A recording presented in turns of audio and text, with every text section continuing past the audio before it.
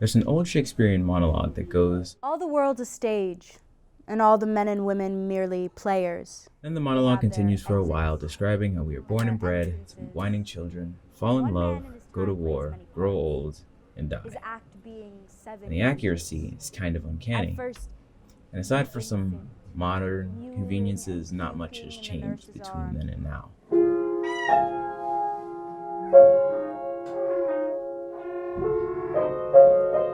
Life hasn't gotten easier, it's just gotten noisier.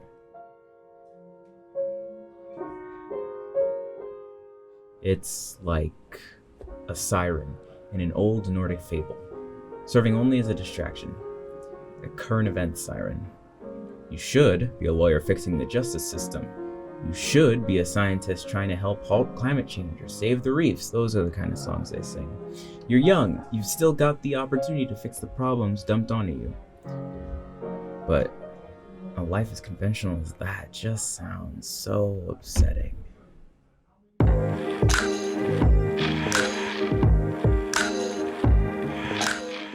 Ever since I was literally born, I was like into art in any shape or form. I'd have like a whole wall of just like my art pieces. I always knew that I would do art. Like, I don't know, I always planned to do art as a career. But at the same time, like, nobody was really like supportive, I'd say.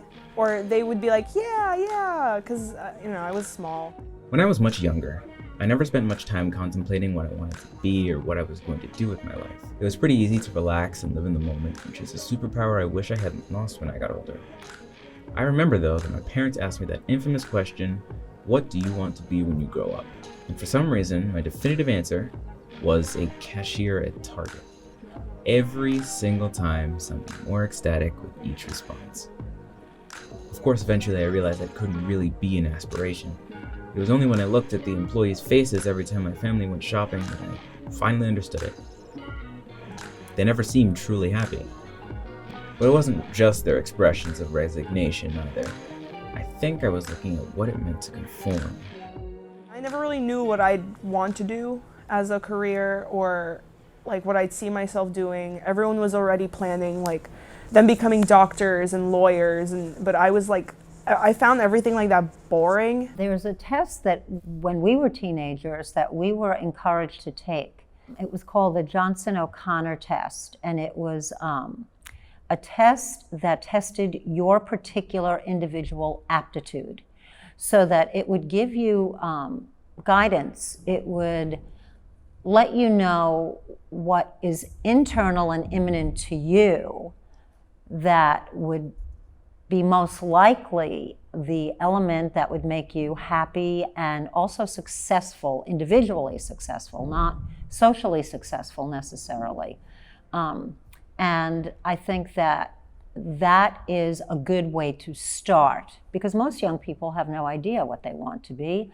We're living longer, we have to do a career over a longer amount of time. I think that all anybody really wants out of life, at any age, is to be happy or to do something that fulfills them. But the problem with me is that I don't find contentment very easy, and I often have trouble figuring out what it is that's self-fulfilling. So I found myself in a never-ending era of picking things up and just as quickly putting them down.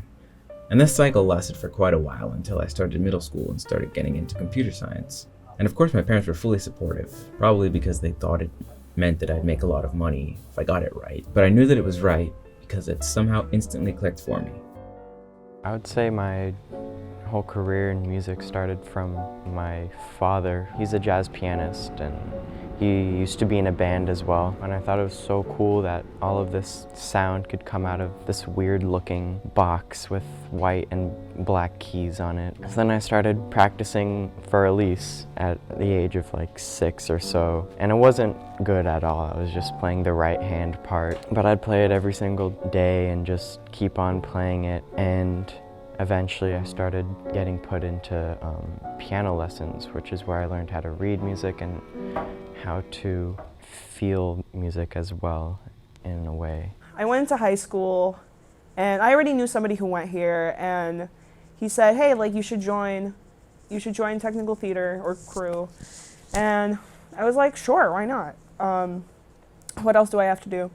And you know, ever since that day, I've just kind of grown into technical theater. It wasn't until like maybe sophomore, junior year I thought that I see myself doing this as a career. I see myself freelancing and like socializing with new people every day. I think that a child will face a lot of conflicts in our society right now. I think that most educational systems sort of reinforce parents as workers instead of as nurturers. We're told to be creative. We're told to be our own people.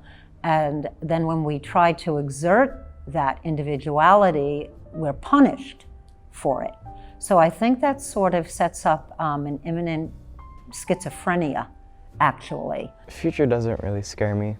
It's probably because I can't predict the future, which is probably what scares people, but I think it's really important to not know what's coming up, because if you know everything, it's one, that's pretty boring, and two, I don't think you'd want to know everything because that might drive you insane. My mom being an immigrant mother, where she had to grow up like thinking that she has to become a doctor, and she only wants me to do good. She sees me earning like a 6-figure salary, or just taking off of work whenever I can, but I can't see myself doing that.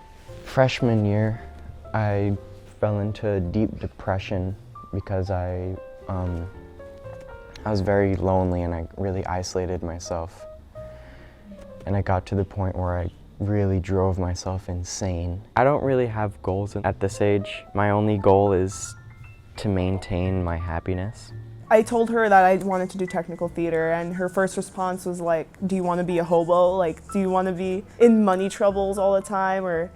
And I didn't know how to explain to her that it's just, she's very like narrow-minded, and she doesn't see the world like I do, and I guess that's just like the first generation American compared to an immigrant. We have really sold our souls to the concept that capitalism is the best economic system to live under. I think that we put a dollar sign on everything, and if you cannot accumulate material goods, then you are looked on as being less than the doctor, less than the lawyer. We categorize and we create hierarchies of what careers are most lucrative and what careers hold the most prestige. But usually that prestige is based upon wealth accumulation. I meet so many new people in my life that are so immersed in completely different things, and I begin to hate the idea of an already determined life even more. I still love to do art, and it's just like me going back and forth on whether I want to do art and technical theater. But then I always like come back to it. There's just something about it. There's something about like the atmosphere when I'm like around other people who do crew. And I know that it's gonna be a struggle getting there, but I think I'll find my way, Jazz really taught me a lot about creativity. While watching one documentary about Lee Morgan, I heard this one quote that really stuck with me about what creativity is to this one bassist. He talks about creativity, like the essence of creativity is the newness in things. And I really liked that. Art is essentially making something out of nothing. It's all kind of cheesy stuff, but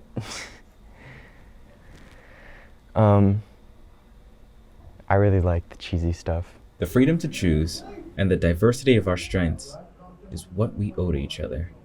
So, if all the world really is a stage, and all its men and women merely players, then there shouldn't be any harm in a little improv.